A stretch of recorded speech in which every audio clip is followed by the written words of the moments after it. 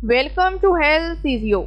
हम vitamin B complex को study कर रहे हैं और इस विटामिन बी कम्प्लेक्स सीरीज़ में इस लेक्चर का टॉपिक है vitamin B2।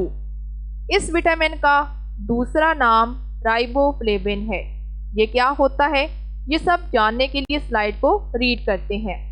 Vitamin B2 is a water soluble and heat stable vitamin. Vitamin B2 पानी में हल पजीर होने वाला विटामिन है और ये एक ऐसा विटामिन है जो कि ख़ुद को तेज़ हरारत और गर्मी में भी मतवाज़न रखने की सलाहियत रखता है।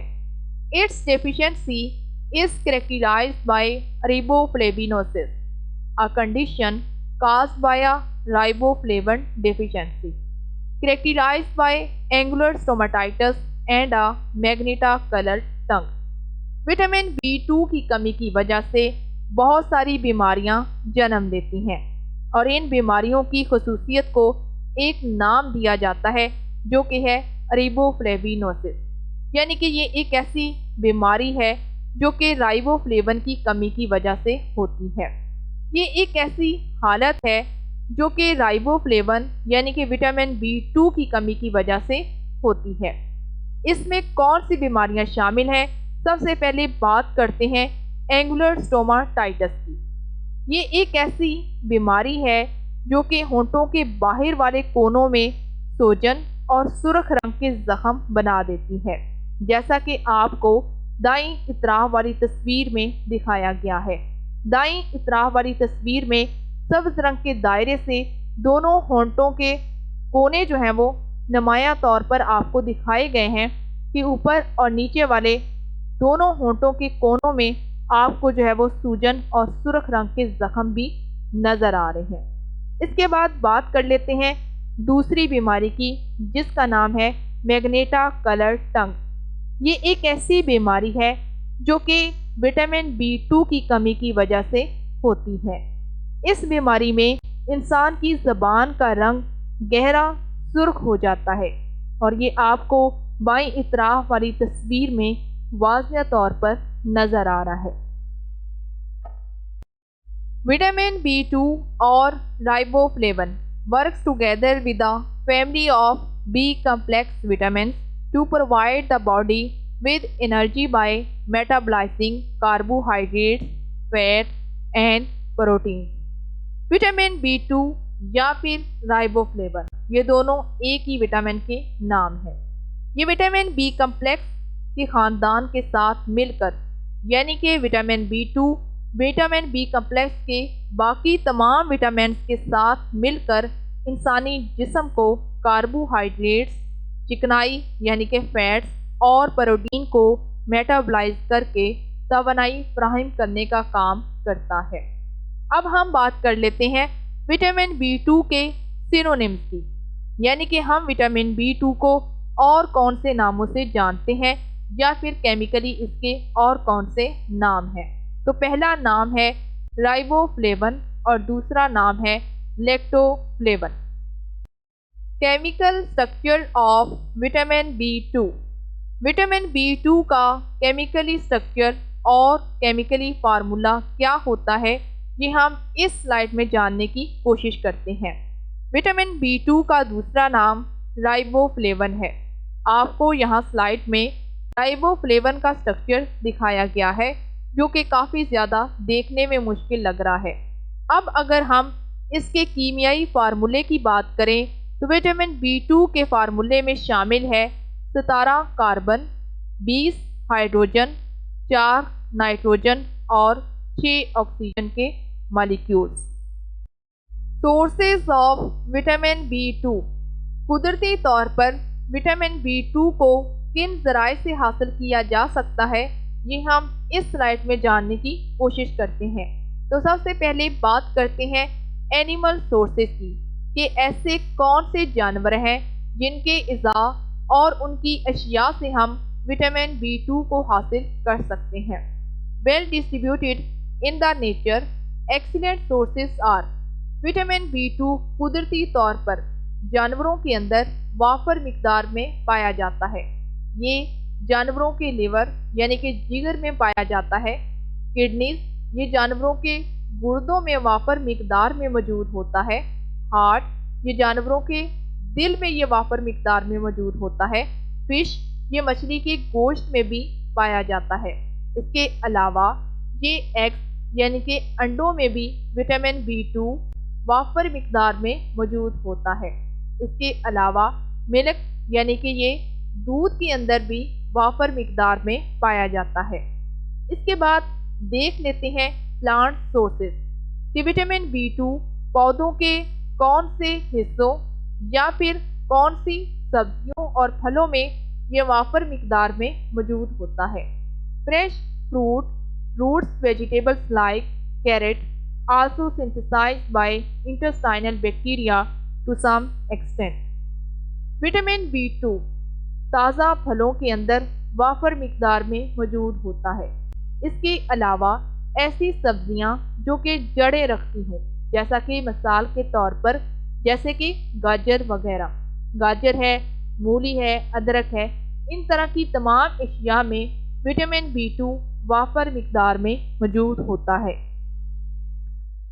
इसके अलावा कुछ बैक्टीरिया इंसानी आंतड़ियों के अंदर पाए जाते हैं।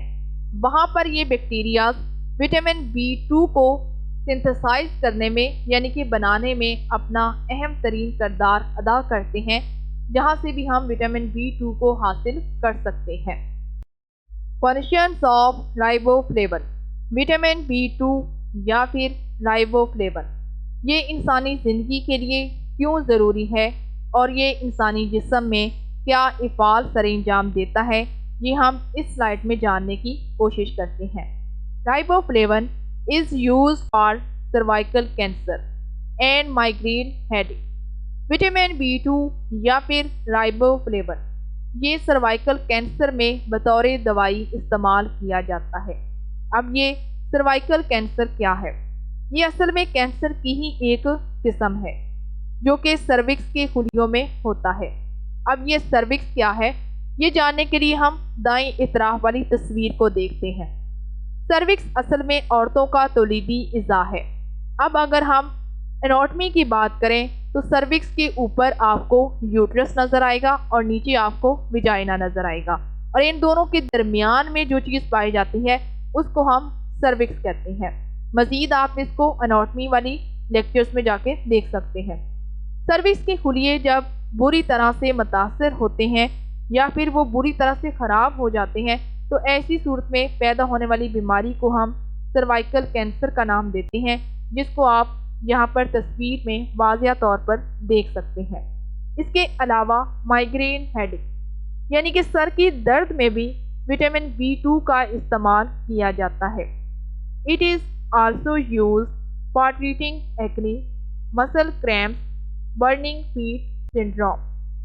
विटामिन B2 का बहुत सारी बीमारियों में बतौर अद्वियात इस्तेमाल किया जाता है, जिसमें शामिल है एक्ने यानी कि चेहरे के दाग, धब्बे, दाने और छाइयों वगैरह में भी विटामिन B2 का इस्तेमाल किया जाता है।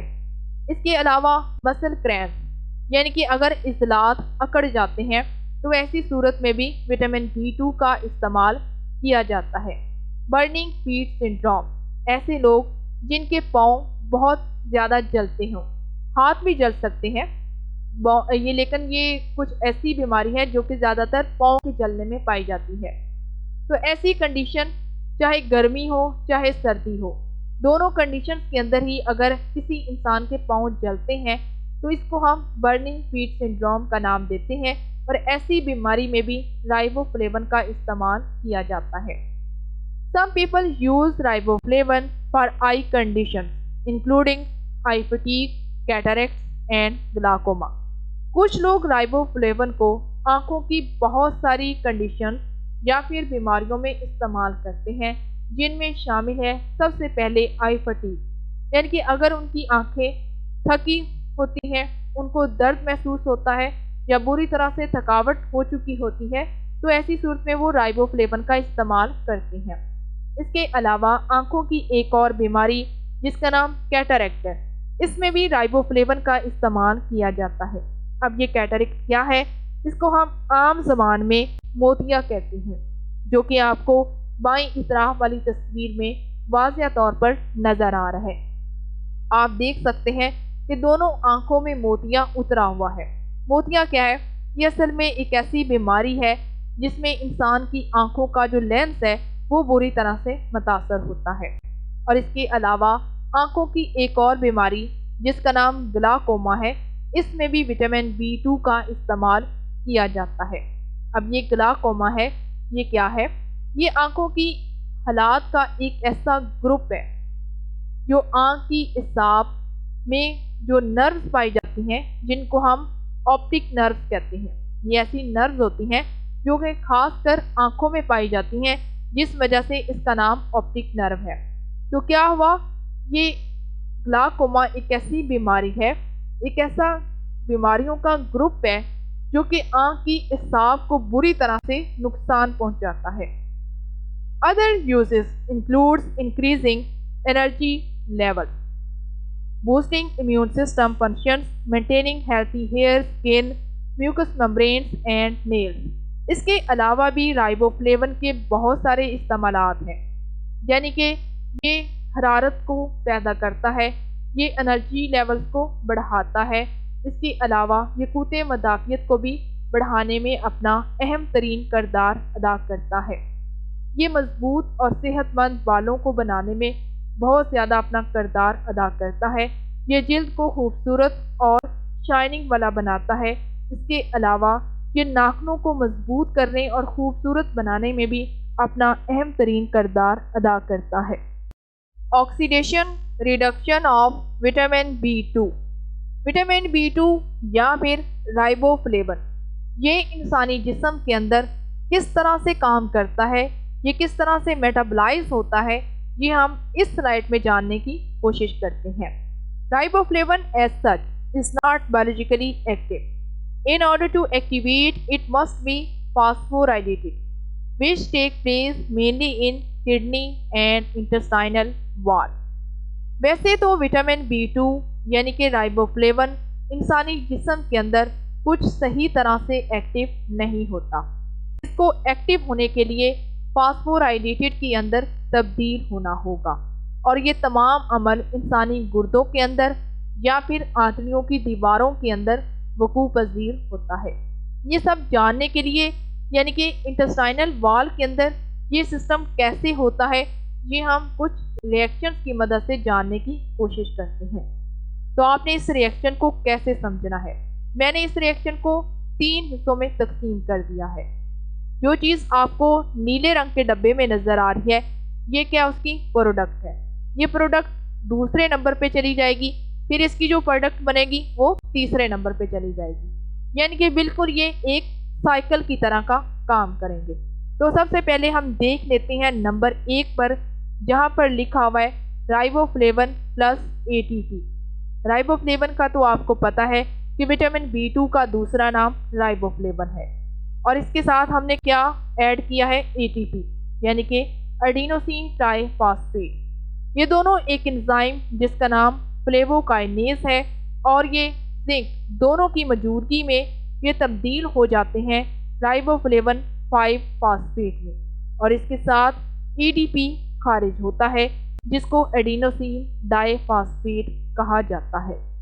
अब हम ADP को यहीं छोड़ देंगे, लेकिन राइबोफ्लेविन 5 फॉस्फेट को आगे ले जाएंगे। जैसे ही हम राइबोफ्लेविन 5 फॉस्फेट को दूसरे नंबर पर लेके गए, साथ हमने फिर से ATP के मॉलिक्यूल्स को शामिल किया। ATP क्या है? एडिनोसिन ट्राइफॉस्फेट, और कुछ एंजाइम जिनमें शामिल है FAD synthetase 1,2 AKA FAD phosphorylase, इसकी मौजूदगी में, और मैग्नीशियम।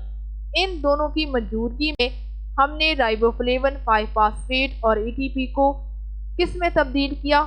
FAD में। अब ये FAD क्या है? फ्लेविन एडेनिन डाई न्यूक्लियोटाइड, और इसके साथ क्या खारिज हुआ? PPI यानी कि प्रोटीन प्रोटीन इंटरेक्शन। हमारा यहाँ पर FAD यानी कि फ्लेविन एडिनाइन डाई न्यूक्लियोटाइड के साथ ही काम है, इसको हम आगे ले जाते हैं।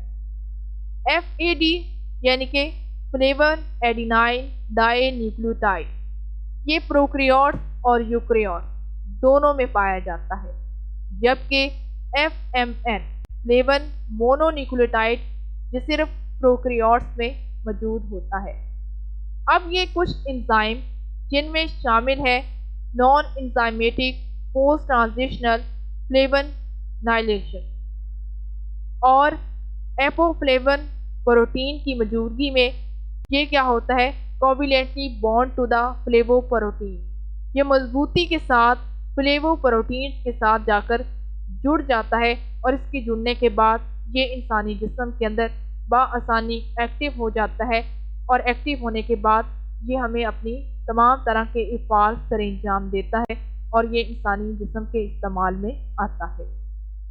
Deficiency of riboflavin. राइबोफ्लेविन या फिर विटामिन B2 की कमी की वजह से कौन सी बीमारियां और अलामात पैदा होती हैं, ये हम इस स्लाइड में जानने की कोशिश करते हैं। Science and symptoms of riboflavin deficiency include vitamin B2 या फिर राइबोफ्लेविन की कमी की वजह से कौन सी अलामात पैदा होती हैं।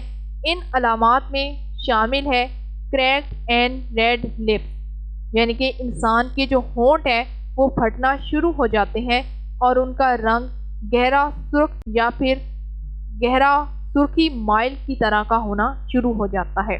जैसा कि आपको बाईं इतराफ वाली तस्वीर में दिखाया गया है कि इंसान के होंठ बैरूनी इतराफ में बुरी तरह से फट रहे हैं। Inflammation of the lining of the mouth. इंसान के जो होंठ होते हैं यानी कि उनके जो मुंह है उसकी जो लाइनिंग है बैरूनी इतराफ जो है वो काफ़ी बुरी तरह से मुतासिर होते हैं, उनमें सूजन पैदा होना शुरू हो जाती है, उनका रंग भी तब्दील होना शुरू हो जाता है।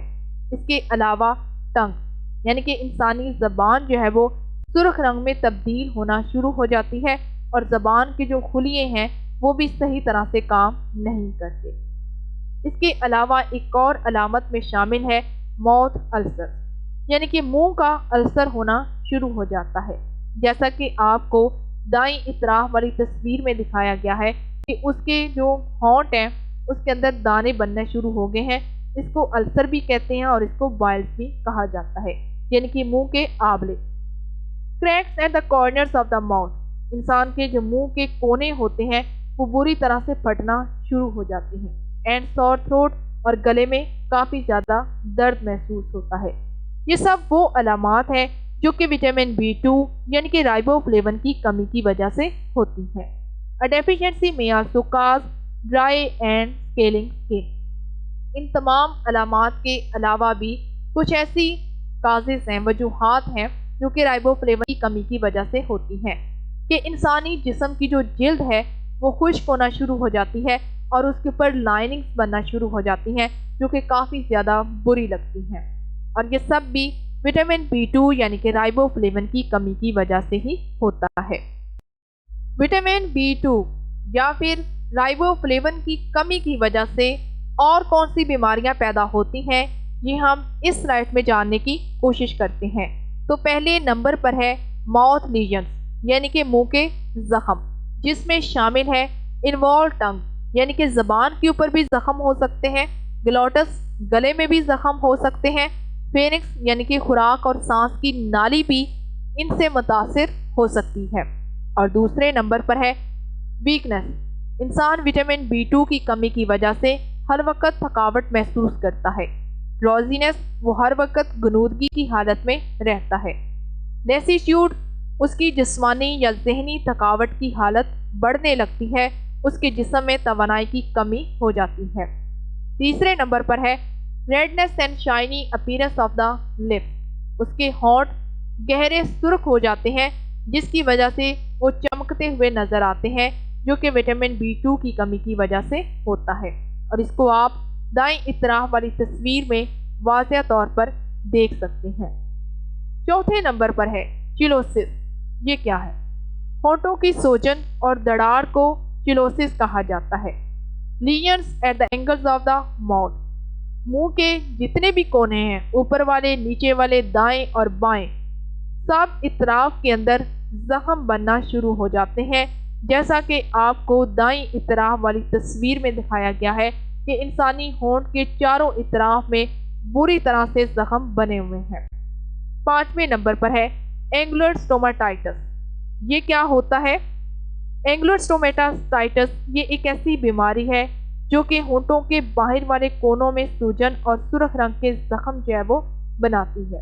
Painful features eight the corners of the lips. इंसानी होंठों के जो कोने हैं वो ये बुरी तरह से मुतासिर हो जाते हैं, जिसको हम पेनफुल फीचर्स का नाम देते हैं, और काफ़ी ज़्यादा वहाँ पे इंसान को दर्द भी महसूस होता है। इसके बाद 6 नंबर पर है डर्माटाइटिस कि इंसान की जल्द के ऊपर विटामिन B2 की कमी की वजह से कौन सी बीमारी और अलामात देखने को मिलती हैं। Skin becomes scaly, greasy and inelastic. Vitamin B2 की कमी की वजह से इंसान की जल्द जो है वो स्केली यानी कि लाइनों वाली बनना शुरू हो जाती है, ग्रेसी हो जाती है, और उसके अंदर इलास्टिसिटी यानी कि चिकनाहटपन या फिर खिंचकावपन जो है वो कम होना शुरू हो जाता है। और इसको आप बाईं इतराफ वाली तस्वीर में वाज़िया तौर पर देख सकते हैं। Summary of riboflavin. Vitamin B2 जो कि इस लेक्चर का टॉपिक है, अब हम आखिर में इसको समराइज़ करने की कोशिश करते हैं कि हमने इस लेक्चर में क्या पढ़ा है। तो पहले नंबर पर है water soluble vitamin. Vitamin B2 पानी में हल पजीर होने वाला विटामिन है। Its deficiency is characterised by flavinosis. Vitamin B2 की कमी की वजह से पैदा होने वाली बीमारियों को हम फ्लेविनोसिस के नाम से जानते हैं। दूसरे नंबर पर है stable in heat, acidic and neutral solutions, not stable in alkaline solutions. Vitamin B2 खुद को तेज़ हरारत, तेजाबी माहौल और न्यूट्रल सॉल्यूशन के अंदर मतवाजन रखने की सलाहियत रखता है, लेकिन ये खुद को अल्कली जैसे सॉल्यूशन के अंदर मतवाजन नहीं रखता, वहाँ पर इसकी साख खराब हो जाती है। तीसरे नंबर पर है well distributed in animal and root vegetables. अगर हम राइबोफ्लेविन को कुदरती ज़राए से हासिल करने की बात करें तो ये जानवरों के अंदर वाफर मिकदार में मौजूद होता है, और इसके अलावा ऐसी सब्जियां जो कि जड़ें रखती हों उनमें भी ये वाफर मिकदार में मौजूद होता है। और इसके बाद चौथे नंबर पर है एक्सक्रीटेड इन यूरिन। इंसानी जिस्म में विटामिन B2 काम करने के बाद ये इंसानी पेशाब के ज़रिए इंसानी जिस्म से खारिज हो जाता है। 5वें नंबर पर है act as coenzyme. Vitamin B2 coenzyme के तौर पर भी काम करता है। और आखिर पर है deficiency is characterised by glossitis, cheilosis, angular stomatitis. Vitamin B2 की कमी की वजह से बहुत सारी बीमारियां पैदा होती हैं, जिनका जिक्र हम पहले ही कर चुके हैं। इनमें शामिल है ग्लोटिस, चिलोसिस और एंगुलर स्टोमाटाइटिस वगैरह। यहाँ पर मैं आपको थोड़ा सा विटामिन B2 के बारे में बता दूं कि विटामिन B2 को हम हुस्ने बख्श विटामिन B कहते हैं। ये विटामिन तेज़ रोशनी और अल्ट्रा वायलेट शुआओं से बहुत जल्द जो है वो मुतासिर हो जाता है। ग़िज़ाएँ अगर हम रोशनी में रखें तो ये ग़िज़ाएँ विटामिन B2 की काफ़ी मिकदार से महरूम हो जाती हैं, इसलिए हमें अपनी ग़िज़ाओं को रोशनी में नहीं रखना चाहिए। धूप में सुखाने वाली ग़िज़ाएँ तो विटामिन B2 के इज्ज़ा से खाली हो जाती हैं, इसलिए हमें अपनी खुराक को या फिर अपनी ग़िज़ाओं को धूप में हरगिज़ नहीं सुखाना चाहिए। पकाने के अंदाज की अगर बात करें तो ये विटामिन ज़्यादा मुतासर नहीं होता, लेकिन अगर आप ज़्यादा पानी में खाना पकाएंगी तो ऐसी सूरत में ये विटामिन वहाँ से खारिज हो जाता है। छोटी आंच के ज़रिए विटामिन B2 खून में शामिल हो जाता है और फिर ये जिस्म के टिश्यूज़ तक पहुँच जाता है, और उसके बाद ये पेशाब के ज़रिए इंसानी जिस्म से खारिज हो जाता है।